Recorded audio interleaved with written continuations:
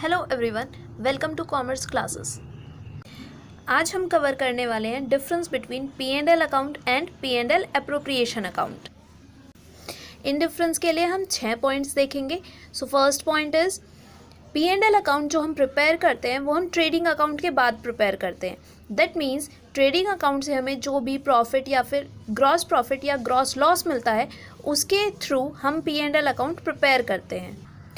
जबकि अगर हम बात करें P&L अप्रोप्रिएशन अकाउंट की, तो P&L appropriation account P&L account के बाद प्रिपेयर किया जाता है।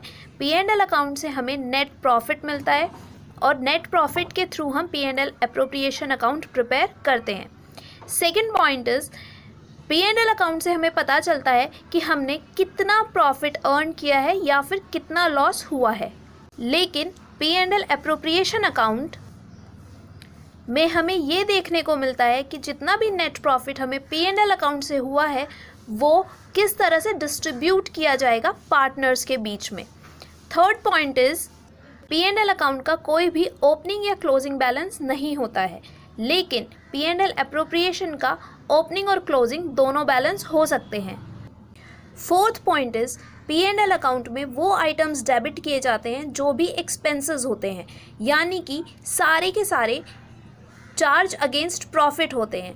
और P&L अप्रोप्रिएशन अकाउंट में वो आइटम्स डेबिट किए जाते हैं जो अप्रोप्रिएशन ऑफ प्रॉफिट होते हैं।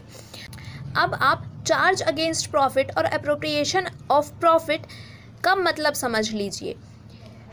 चार्ज अगेंस्ट प्रॉफिट का मतलब होता है जब प्रॉफिट निकालने से पहले एक्सपेंसेस को माइनस किया जाता है रिवेन्यू में से।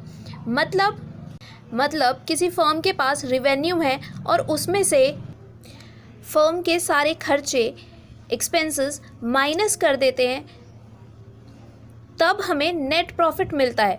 जबकि अप्रोप्रिएशन ऑफ प्रॉफिट का मतलब होता है कि जो प्रॉफिट हमें मिल चुका है, जो नेट प्रॉफिट हमें मिल चुका है P&L अकाउंट से,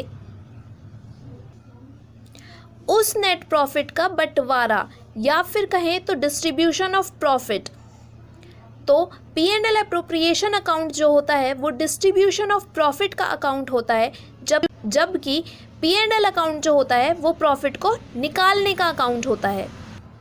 P&L अप्रोप्रिएशन अकाउंट में जो प्रॉफिट का अप्रोप्रिएशन होता है, जो प्रॉफिट का डिस्ट्रीब्यूशन होता है, वो पार्टनर्स को इंटरेस्ट ऑन कैपिटल देने में, सैलरी और कमीशन देने के लिए यूज़ होता है और पार्टनर से इंटरेस्ट ऑन ड्राइंग्स चार्ज करने के लिए यूज़ किया जाता है। फिफ्थ पॉइंट देखते हैं हम। P&L अकाउंट जो हम बनाते हैं वो पार्टनरशिप एग्रीमेंट पे बेस नहीं होता है। दैट मीन्स पार्टनरशिप डीड, जिसके बारे में हम प्रीवियस वीडियोस में डिस्कस कर चुके हैं, पार्टनरशिप डीड पर बेस्ड नहीं होता है।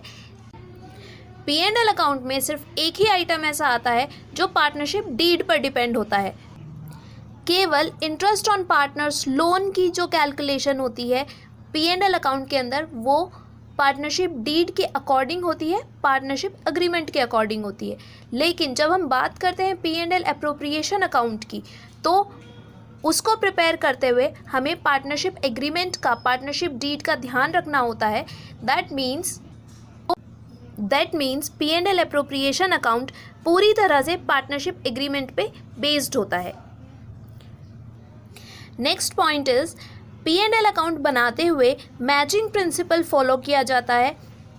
Revenue should be matched with expenses. लेकिन P&L अप्रोप्रिएशन अकाउंट बनाते हुए मैचिंग प्रिंसिपल को फॉलो करना नहीं होता है।